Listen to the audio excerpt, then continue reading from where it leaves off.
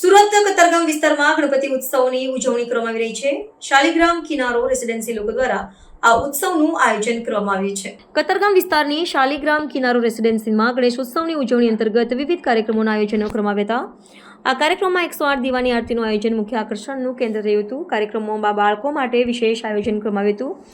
બાળકો માટે રમતગમતની પ્રવૃત્તિઓનું આયોજન કરવામાં આવ્યું હતું। વિશેષ કાર્યક્રમમાં વિવિધ કલા દ્વારા બાળકોએ પોતાની સર્જનાત્મકતા દર્શાવતી હતી। દરેક બાળકે પોતાની આગવી કલ્પના શક્તિથી લોકોના મન મોહી લીધા હતા। આ પ્રવૃત્તિએ બાળકોમાં રહેલી કલાત્મક પ્રતિભાને બહાર લાવવાનું કામ કર્યું હતું।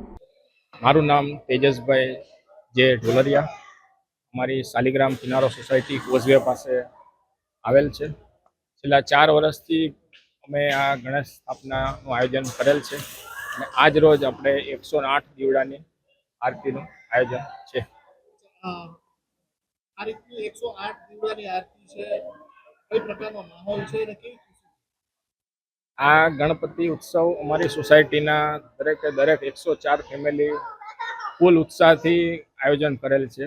દરેક મેમ્બરની દરેક વિંગ વાઇઝ આરતી હોય અને ખૂબ જ છોકરાઓને આ પ્રવૃત્તિઓને બધું થતું હોય એટલે ઉત્સાહ આ વર્ષે જબરજસ્ત છે।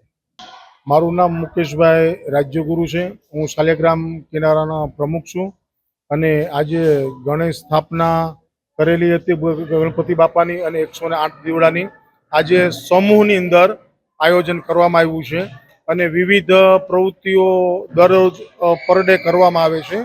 બાળકોને પ્રોત્સાહિત કરવા માટે અલગ અલગ રમતો, સંગીત ખુરશી છે, ખોખો છે, દોરડા છે, એ બધું આયોજન કરવામાં આવ્યું છે। આજે બાળકોને પ્રોત્સાહિત કરવા માટે અમે ચિત્રકલાનું આયોજન આજે શાલિગ્રામ કિનારામાં 1 થી 12 ધોરણના બાળકો, બાલભવન લઈ અને બધા બાળકોને આજે આયોજન કરવામાં આવ્યું છે। કેટલા વર્ષોથી આ આયોજન 4 વર્ષથી કરવામાં આવે છે, પણ આ વર્ષે થોડુંક બાળકોમાં પ્રોત્સાહિત વધારે થાય એટલે દરેક પર ડે અમે પ્રવૃત્તિ ગોઠવી છે બાળકો માટે।